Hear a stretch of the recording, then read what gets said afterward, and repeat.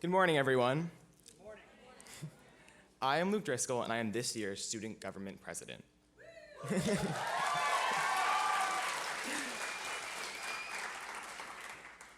I hope you all had an incredible summer, and I am honored to welcome you to campus today. And a special welcome to our new students and faculty in the senior class of 2025.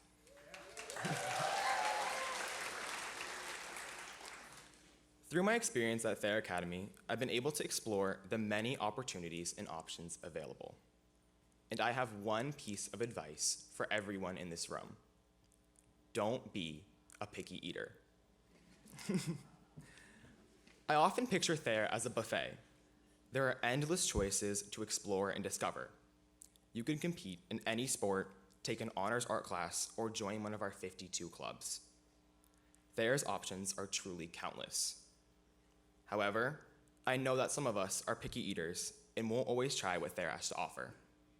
If you are selective about your experiences, you may miss out on this school's incredible opportunities. Therefore, approach this year with an open mind and try something new. Whether it's joining a club, auditioning for Mary Poppins, or simply meeting other people, try expanding your palette. Take advantage of Thayer's numerous opportunities. When you find something you do love, you can pursue that interest and find others who share it. And even if you try something you don't enjoy, it will only push you towards finding your true interests. So, by adding a new flavor to your life, you'll deepen your connection to the Thayer community. Each experience that you embrace will lead to forming an authentic relationship with someone else at this school. The more you immerse yourself in the opportunities, the more connected you'll become. You will form lifelong relationships with students, teammates, advisories, and faculty. You will find your home. So, I encourage you to leave your chicken fingers and pasta behind for a moment and explore.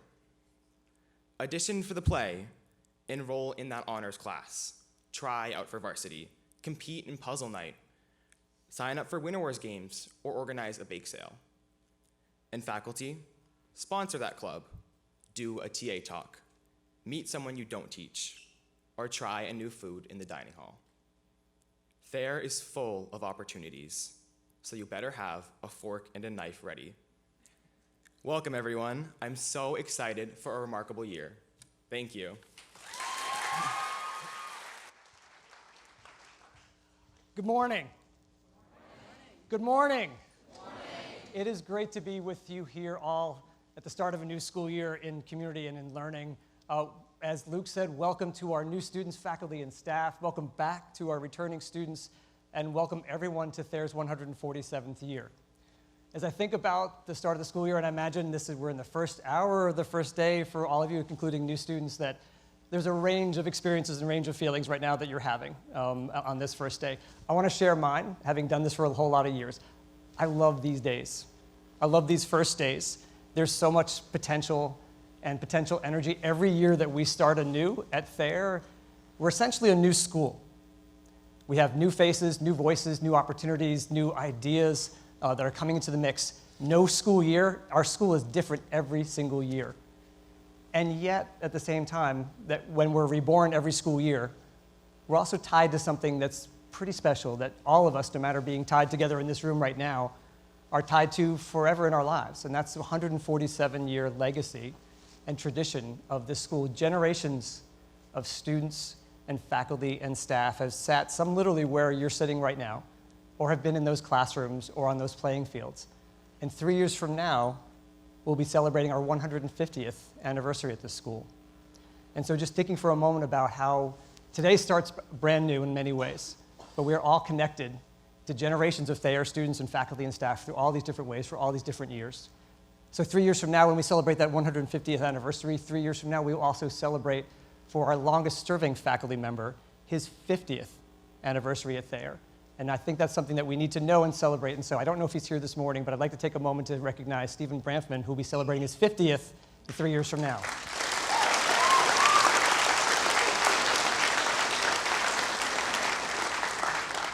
Okay, so again, because we're in the first 15, 20 minutes of this first day of this new year, I want to get directly to the message or the advice that I want to share with you. I'm hoping it's something that is practical and that you can use starting in this room right now, but throughout the course of the day. You may have heard this expression before sometime in your lives. Anyone heard this expression before? You get what you give. You get what you give. I heard that expression growing up a lot. My mom used to tell that to me all the time, and still does at this age as well. It means a couple different things. It operates on a couple different levels. So on one level, there's the how much part, the volume part. The more you put into something, the more you put into the soccer team, the more you put into your math class, the more you put into relationships, friendships, the drama program, any of those things, the more you put into something, more likely than not, the more you're going to get out of it. So there's the volume thing. When we invest in something, the more we invest, the more dividends we get out of something. And then it's also the what we put into something, not just how much. And so I think about that in my own life, in my own context. So 26 years ago, and that number rings true to me right now because I just turned 52 this summer, so literally half my life ago. And I've shared this story a little bit with this on this stage before. I made a decision to leave the practice of law, working for a large commercial civil litigation firm in Boston, to work with students, to work with kids, particularly at that point in a nonprofit setting. And so that message, when I was going through that decision-making process about where I was going to go with my life, that message of you get what you give was in my head, not just because of my mother, but it was actually all around me in many different ways. Has anyone ever heard of a band called the New Radicals? And if you're over the age of 30, I don't think it counts. So all you remember the 1990s, right? Okay. Well, some of you in this audience remember the 1990s. So picture this 26 years ago as I was making that decision about whether I was going to leave the practice of law to go working with students, working with kids in a nonprofit setting. I was hearing this song, watching this song on MTV. Is that still around? Maybe. Okay. And listening to this both on the TV and also on my CD player, my portable CD player before iPods, before iPhones.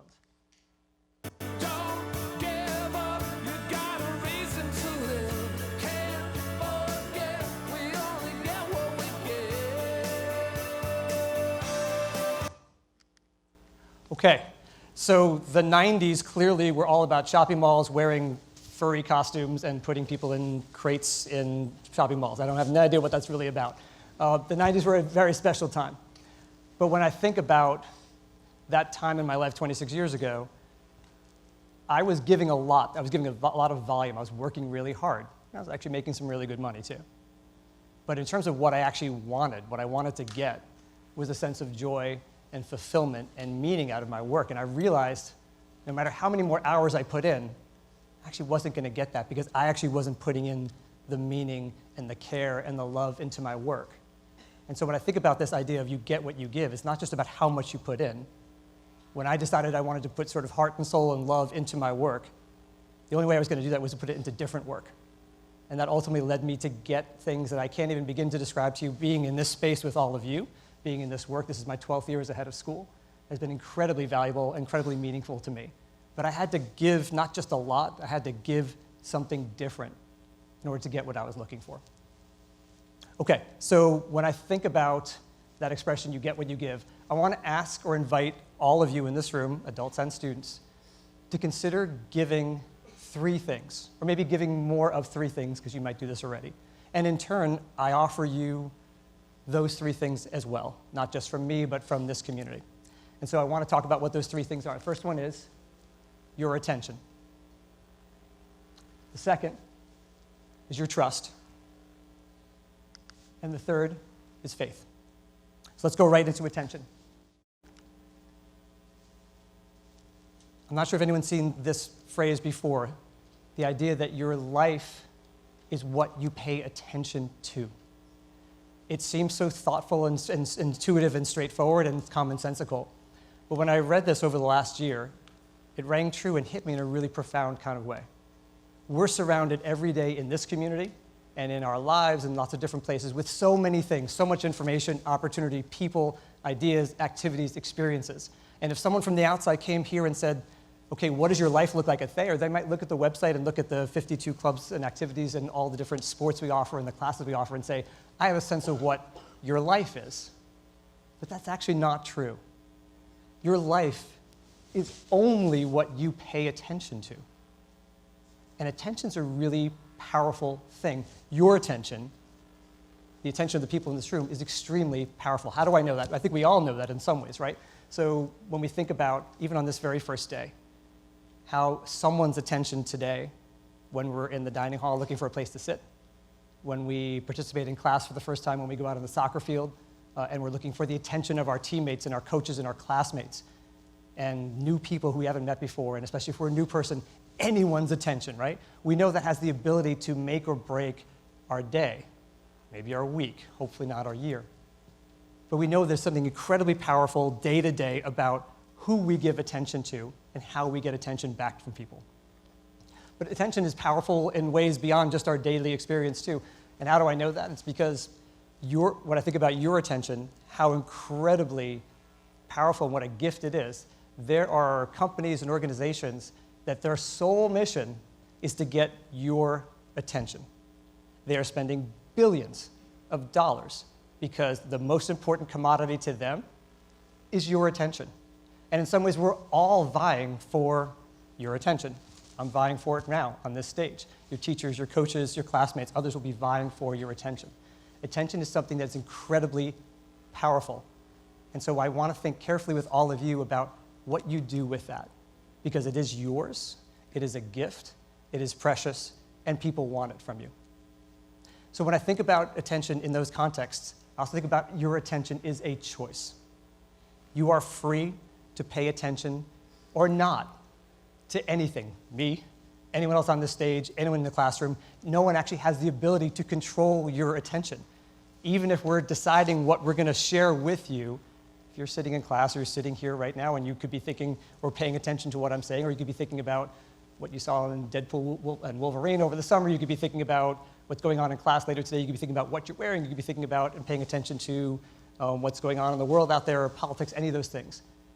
So attention is a choice, and you are free to exercise that choice. And I appreciate that might seem a little ironic from one of the people who, when I tell you that you have all this freedom, in a few days is going to ask you to put your cell phone in a green pouch.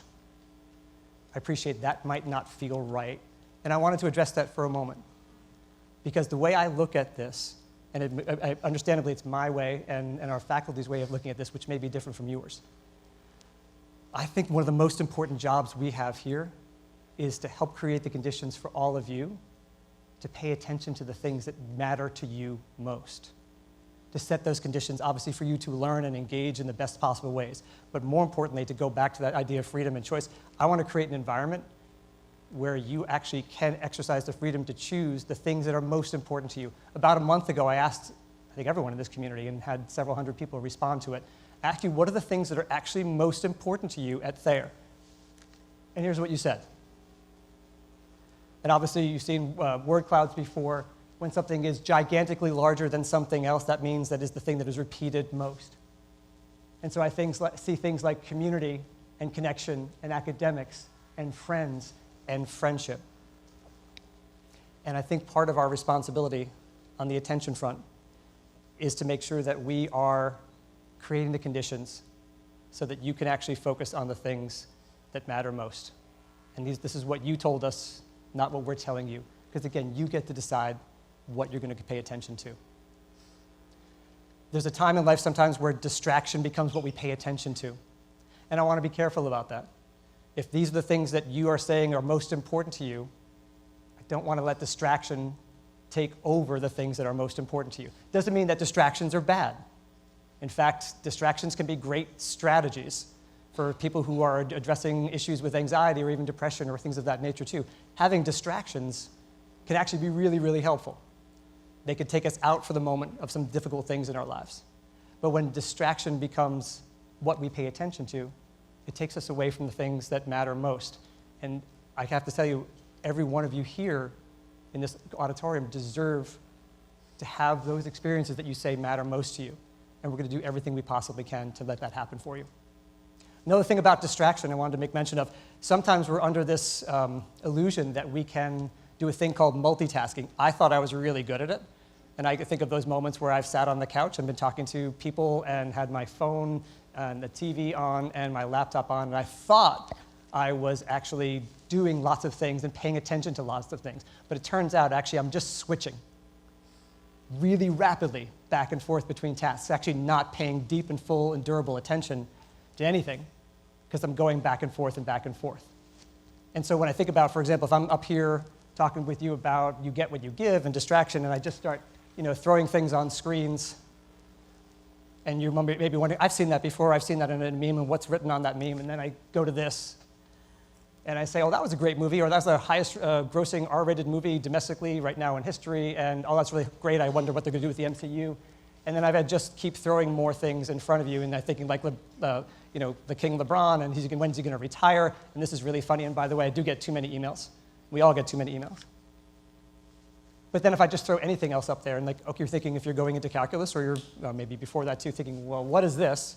But I'm trying to get your attention to talk about attention. And if I just keep putting more and more things that you then have to spend your time thinking about, which are all valuable things, right? All valuable things. But what we can't do necessarily is pay deep and durable attention to every single one of the things, and me up on this stage, right? And so, for example, and by the way, a good public speaking tip for those of you who are going to be thinking about your public speaking and communication skills. If you are on a stage and you want people to listen to you and focus on you, don't ever put a slide up there that is so complex and has so many words that what you're doing, and maybe you're doing that right now in a measure of distraction, is reading those things as opposed to paying attention to me. So distraction, again, is something that it can be very valuable at times, and also we don't want distraction to become the thing that you focus on. Last thing I'm going to mention about attention. I mentioned that there are people, everyone is vying for your attention. It makes me angrier than I can tell you when adults, companies, corporations try to take your freedom and your choices away, and especially when they're really duplicitous and really good at it. So I think about, in a very different kinds of example, of the last generations, tobacco companies, e-cigarette, vaping companies, right? They don't put those ads out there that appeal to your generation or young adults for no reason. They do that because it works. They don't put a ton of nicotine in every one of those devices or in all those products because it tastes good, or because they think like that's really good for your health, right? They want to get and take your attention, and then they don't want to give it up. And they don't give it up by getting you addicted to it. And so that's one of those things that really pisses me off, because you get to choose what's important to you and what you pay attention to. And the same thing with, and this is all for all of us, not just your generation, but for all adults too. The idea that organizations, you spend 15 or 20 minutes like many of us do and scroll and get some of that dopamine release, which is giving you some of that relief when you want a little bit of distraction. But there are algorithms and artificial intelligence which are working every day to make sure that you don't step away from that, so that you buy a product or buy a service or don't get off that particular website or pay attention to something else. And so again, your attention is so incredibly precious and important and a gift. And whatever we do here, I want to make sure that you retain the choice to choose what's important to you, what you pay attention to. I can't tell you what to pay attention to, but I want you to have the choice and the conditions to do that in the best possible way. Okay, the second thing I'm going to ask you to think about giving, and maybe giving more of, and offer to you, is trust. When I think about the value of this community, the relationships in this community, everything we do here is founded on trust. It's unlikely that if you have no sense of trust in the people around you, that you're going to take risks in a classroom, that you're going to take risks out on a playing field, that you're going to try and get on the stage for an audition. Trust in so many ways is a thing that sort of underpins everything we do. But interestingly enough, and this is another thing I read recently, I love this, because sometimes I think we think in all or nothing ways, all of us, adults, students, that somehow trust happens immediately, happens overnight, happens in these moments. If you were to, especially for new students, think, wow, I implicitly trust Mr. Fortunato because he's been talking for the last, 10, 15 minutes, and so now I trust him completely, that feels unrealistic to me. Trust in many ways, the trust that you feel in this community, that you build between each other and we build as a community, tends to happen in really small moments over time. There's a jar of marbles on there, and we're going to get back to that in a minute because it's a bit of a representation of how that happens. But I want to talk a little bit about why trust in general is harder sometimes these days, maybe more than ever, to engender and to create between people. So does anyone know what the Pew Research Program study is? Anyone heard of that before? Well, Pew Research does polling. They've been doing this for about 70 years.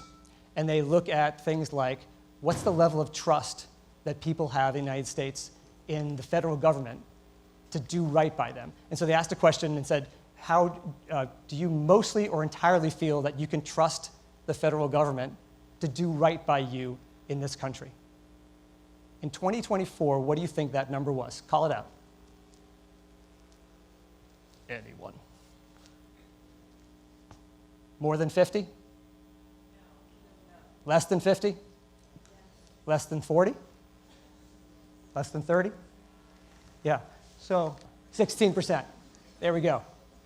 So that means that nearly 9 out of 10 people don't trust the sort of foundational organization in our country. We're living at a time where there's a tremendous amount of distrust, mistrust in people. And so I think just that landscape makes it more complex when we think about how we give our trust away. We're also living at a time where it's getting harder to believe what you see. It's getting harder to believe what you see and what you hear. And artificial intelligence is not the big, terrible boogeyman, but it is something that is going to be changing our lives. Someone else can recreate my and your voice. Someone else can recreate different kinds of situations and environments like this one. So obviously this is real. So obviously this is not real. Although if we didn't know the context of this, right? If we weren't clued into who these people are and their history and what's going on in our country, you might look at that and be like, that's a really nice camping trip with two old buddies. But it's not. The fact that that's easily recognizable is something that is easier for us, but it's going to get harder and harder and harder for us to figure out exactly what's real. All the more reason to think about who you put your trust in and how you develop trust over time. And last thing I'll just say, it's not like lying is a new thing. Lying's been around since the dawn of time.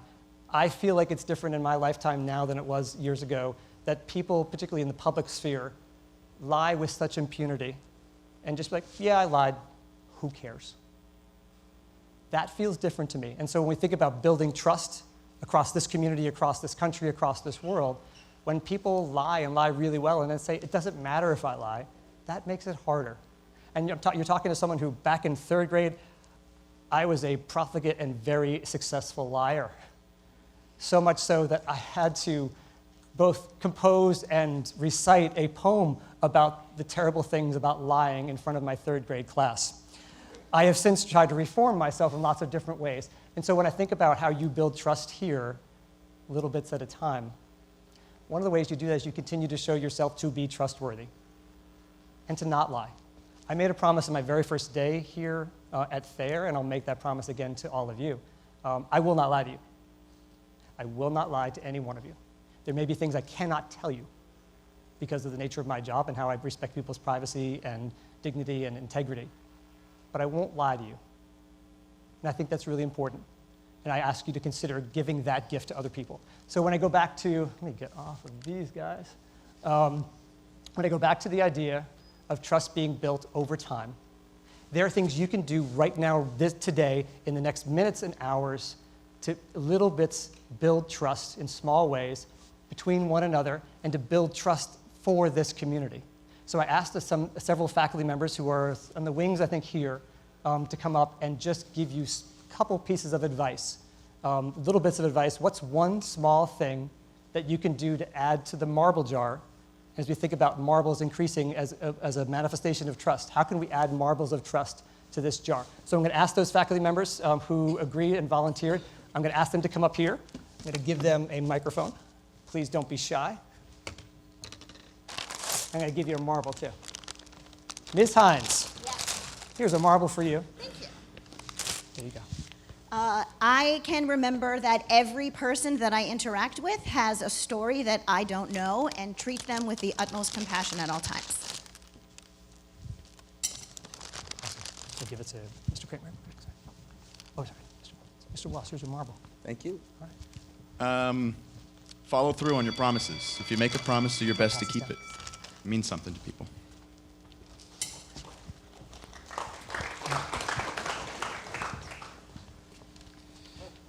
Ask questions of each other and stick around to listen for the answer.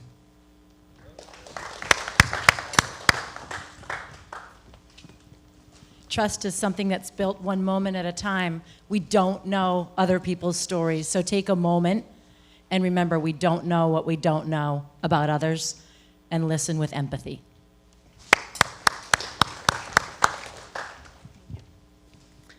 We all have some type of knowledge and others don't. So share that knowledge. Help others, not because you want a favor, but because you can.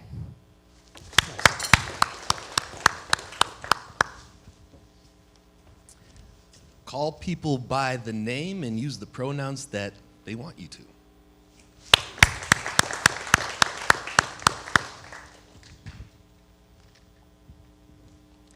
At some point this year, you're going to make a mistake, so I encourage you to forgive yourself and also practice forgiveness.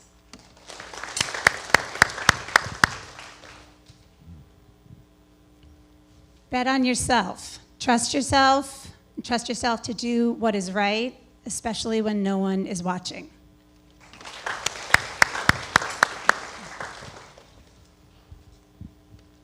Be a good listener and find something that you have in common with other people, like the Celtics winning another championship this year.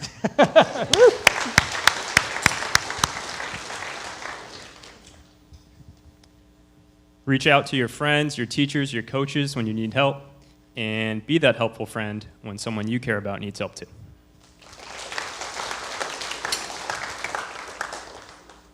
Thank you all.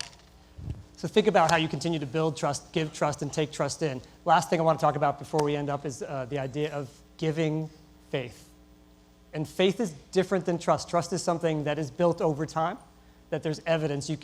Something has happened and you're building trust, or maybe taking away trust. Maybe some of those marbles come out of a jar. But with faith, faith is the idea of this.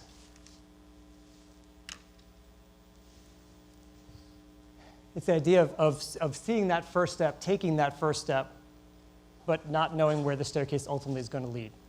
And every single one of you, at some point, including today, have taken a leap of faith when it comes to being a Thayer. Because you don't know how it's all going to end.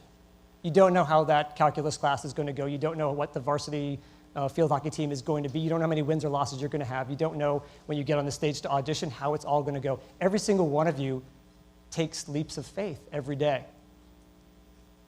And the more you take that, the more you give that to people, the more you're going to get back in return. And faith is one of those things. Without faith, we don't necessarily find the things we love. If there weren't faith, then 147 years ago, Sylvanus Thayer and all those people over time who were building this school, they had no idea what this school would become 147 years later. The fact that it has all of you incredibly talented and wonderful people in this community. They had no idea, but they had to take that first step. And so I encourage you as you go through this first day to think about taking leaps of faith and putting yourself out there, and also having faith in one another. Our faith in you, unshakable. That doesn't mean you're not going to make mistakes. It doesn't mean you're not going to have challenges. It doesn't mean that you're not going to have difficulties. And it doesn't mean that we're not going to be in moments of conflict or crisis with one another. So as I end this up, I just want to mention a couple of things to you. Again, at the end of the day, you decide what you pay attention to. And it may be that you find out you paid attention to some of the wrong things. Okay. There's always that opportunity to refocus. It may be that you put your trust, or you had your trust betrayed or let down. But I'm going to keep encouraging you to keep putting marbles in that jar, because you get what you give. And every time you keep doing that, there's more opportunities to build that trust. And in terms of faith in one another, in the things that lie ahead, in this institution, in all that we are, there are going to be moments when that's shaken. And I'm going to encourage you to keep giving so that that faith can be restored. On my end, on my end, if you think that we sometimes are paying attention to the wrong things or not paying attention enough to the right things or to you, I want to know. We want to know. I have faith in this institution, but we are incredibly imperfect. And so the way we get better is when we give, including give information or feedback, sometimes tough feedback to one another. So if we're not paying attention to the right things, I want to hear that from you. One thing I can always guarantee you is that you will always be the center of my attention. When it comes to trust, again, we might have moments of mistrust or moments where we let each other down. But I can promise you, and I think I can promise you on behalf of the entire faculty and staff, we're always going to keep putting marbles in that jar. Even if the jar goes empty sometimes, we're always going to be putting marbles in that jar. And again, the last thing, our faith may be shaken at times, but there's always an opportunity to restore that. And I will continue to put faith in all of you. I think what you pay attention to, what and who you trust, what you have faith and who you have faith in is a manifestation of who you are, who you want to be, and what you stand for. And so in all of those things, I want to start this school year by telling all of you that I stand for you. We all stand for you, and always will be doing that. So as you go into this wonderful school year, think about the things that you will give, think about the things that you will get. I have faith in all of you, and faith that this will be an incredibly wonderful school year ahead. I thank everyone for your attention, your trust, and your faith. Have a wonderful school year.